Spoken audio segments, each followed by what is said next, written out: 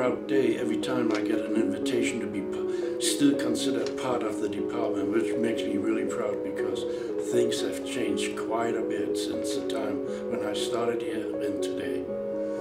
And I like it and I appreciate it.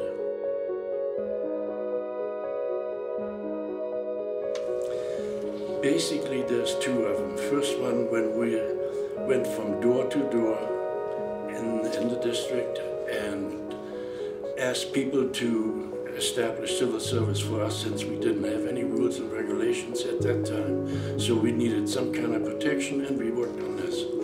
The second one is, and I'm very proud of that, establishing the local 2203.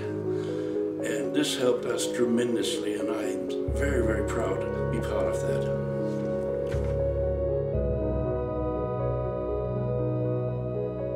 To me, is the most impressive is the community work within the district and the department effort to reach everybody in the district and make them aware of the danger of fire and the need of a fire department. Well, that's a very personal question. By hiring me, which makes it possible for my family and myself to get established to the point where we are today, since I immigrated from Germany here. And this was my first job as a firefighter in the United States. I had an 8 years experience from the fire department in Hamburg, so this was really the start for us to get going here, and I still thank the department for that.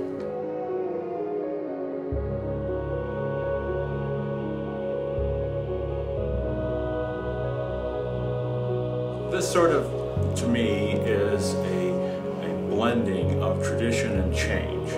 It's an opportunity to talk with people I haven't chatted with for quite a while, and yet to see what kind of exciting things are happening with North Metro. So it's both the past and the future in one day. That was a tough question about memorable moment. I actually have three, and I have a bad one and a good one.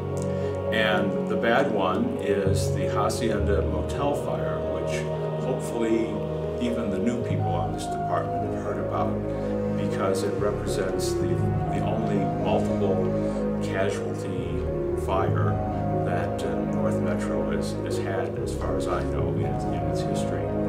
And that was a very unfortunate arson that has still never been solved. So that was the bad one. The good one is a great team effort on the part of the fire prevention staff to get the Flatiron Crossing Mall open on time, and that it remains a vital economic element in Broomfield's development, and I think that was a great accomplishment. And finally, the third one is a personal one, not a team one, and that is that North Metro supported me in my efforts through the Executive Fire Officer Program at the National Fire Academy, and I really appreciated that.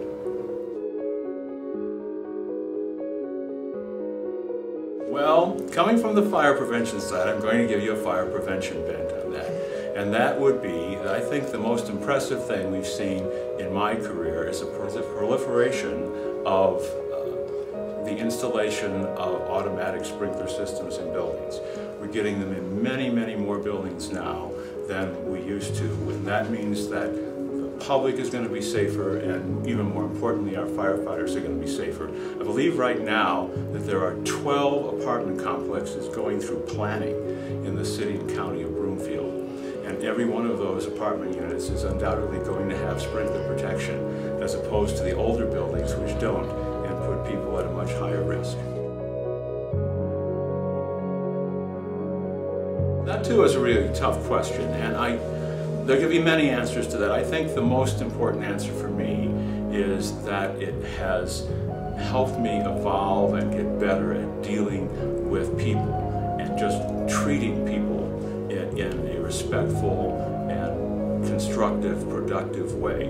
So my ability to interact with other people, be they the firefighters here at North Metro or the public, was greatly enhanced by my role here at North Metro.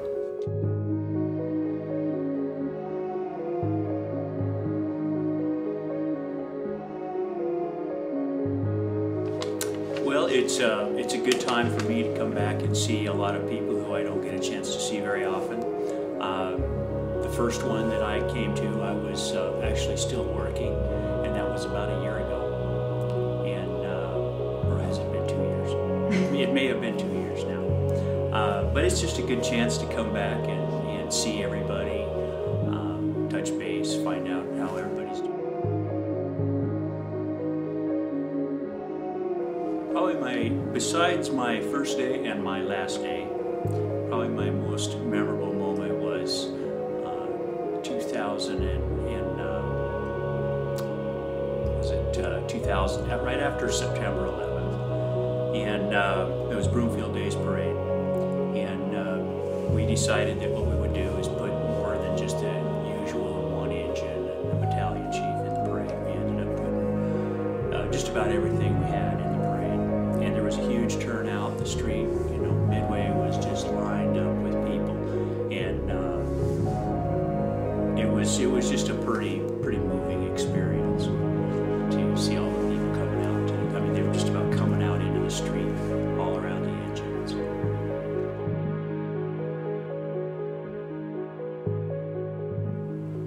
Probably the most impressive thing is the apparatus itself, and they're almost outgrowing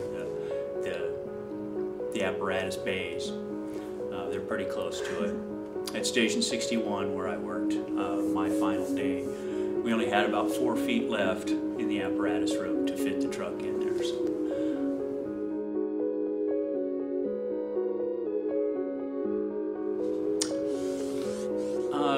Well, after spending 29 and a third years there, it's pretty much been everything to me.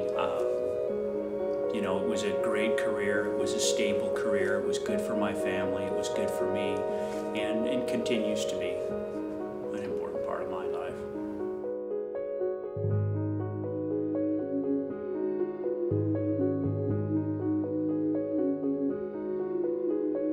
Well, it's hard to say at this point in time. There have been other events, but only when one of us retires. So, you know, this is kind of cool. You know, the fire service has a level of tradition, and this is bringing that tradition even higher, and that's a good thing. A day like today teaches us current firefighters where we've been and helps them work to be a better fire service tomorrow, which is, you know, basically what Chief Bruce talked about earlier today. Almost 32 years, there's more than one, but it was hard to choose. Before we were North Metro, we were called West Adams County, and I had a lot of memorable moments with West Adams County. I guess I would have to say the train wreck of 1985 or 86. It's been a while, so I do remember we had a new fire truck at the time. And that was the 1985 Pierce. What happened was there were 2 trains that met head-on right underneath the Boulder Highway, and that was, you know, it's hard to forget something like that. The call came in around 1930 hours. There were several departments on the call. Westminster, us of course, and I don't remember who else showed up. Maybe even Arvada. Even the governor for the state and his quote-unquote entourage showed up. What for? I'm not really sure. We finally left the scene around 8:30 hours the next day. Needless to say, we were all tired, and it was also back in the days before we had Nomex pants and shirt, and it was the weirdest thing. I had as an adult, I had diaper rash on the seams of my pants just from wearing them all that long. There was a lot of things that happened in my career, and it was just, that one just happened to stick out.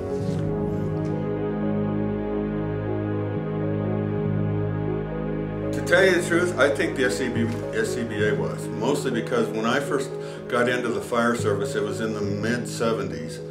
Before I came to West Adams at the time, I was a cadet at Westminster, and I remember seeing a video I believe it was of the New York Fire Department.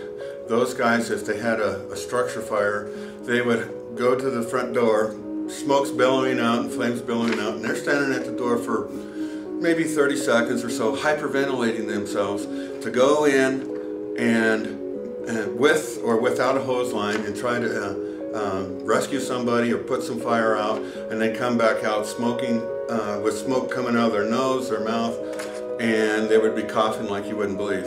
Guys like that were called what we called smoke eaters. I don't know if any of the younger guys know about that. And so with SCBA, that made it so they could go in and breathe fresh air. And another thing is, with SCBA became, obviously you had to wear a face mask. I foresee in the future, right now, when I retired 3 years ago, we had an imager that we held like a camera.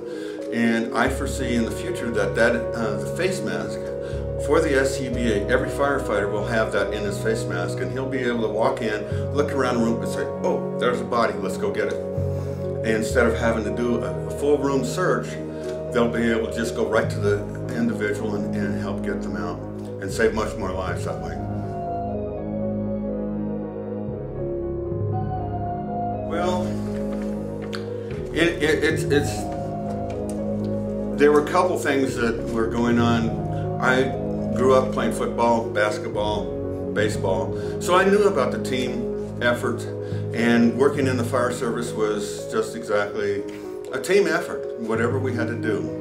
And whether it was a Core Zero in an EMS call or working a structure fire. But at the same time, when I first got hired at West Adams, we had 3 one-man stations. I don't know if you ever heard about that at all. And at a one-man station, you were it. There were, granted, on calls that were warranted more than one person, there were other people coming, but it could be up to 2 or 3 minutes before somebody else would show up. And I do remember having at least one structure fire where it took me 2 minutes to do what 2 guys could do in 30 seconds, and that would be to put the pump in gear, get water flowing down the line, put my bunkers on, put on an air pack, and go in and try to extinguish the fire or do a rescue. It took me 2 minutes to do that, and some of the older guys at that time said, yeah, this is what's going to happen if it ever happens to you. And it did, and it's like, it was the weirdest thing. Another thing that was kind of strange, but I dealt with it. It taught me to be able to do things by myself, because at the one-man station, everything that has to happen, checking out the truck, making sure it's maintained, cleaning the station, it was all, we had to do it all ourselves. And that was, I have to admit, that was something I had to work harder on. And it was really, really nice once we got rid of the one-man stations. So.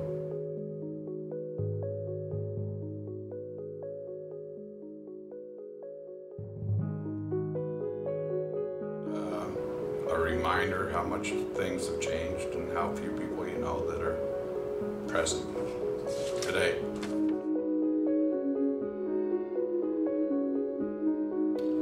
There's several. Most memorable, I couldn't say one, but there's several. Been on 7 SIDS, 7 fire fatalities, evened out there throughout my career. So those are memorable. I can still drive by, because I live in the area, drive by and I can point out where auto fatalities have been that are crosses still on the side of the roads and stuff.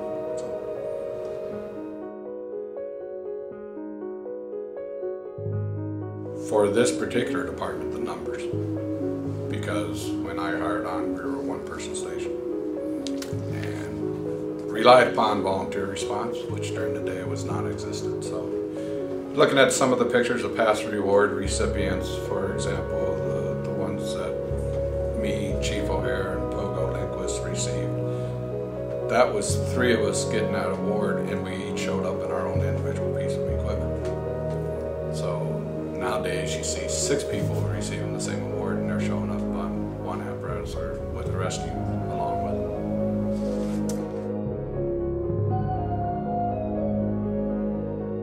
North Metro gave me a good growing opportunity individually through learning leadership skills and being Fire Academy, and just the bonding that I had with the troops. If there's anything that I probably miss the most is the bonding with the troops and the cohesiveness that we had all together.